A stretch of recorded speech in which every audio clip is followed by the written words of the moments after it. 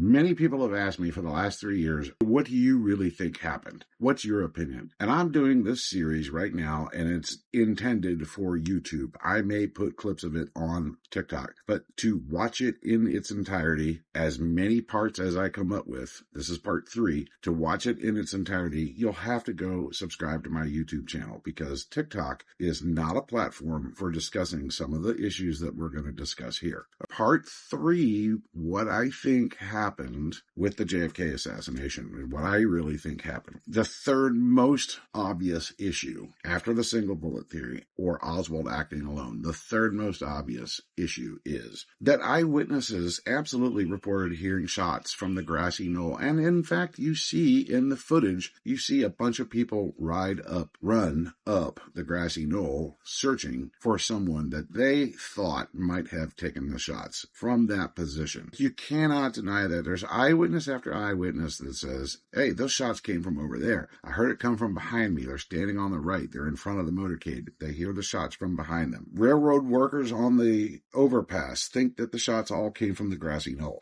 It's simply inconvenient for the Warren Commission to include that testimony in its report because it does not fit the narrative.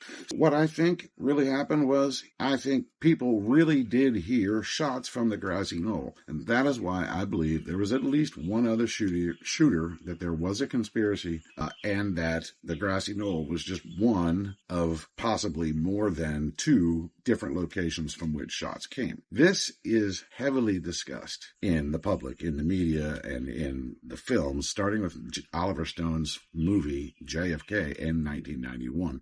But the phrase grassy knoll itself was actually invented by an AP wire, and it was first made mention of in a teletype broadcast around the country within an hour of the assassination. One person referred to it as the grassy knoll, and that's what it's been known as ever since.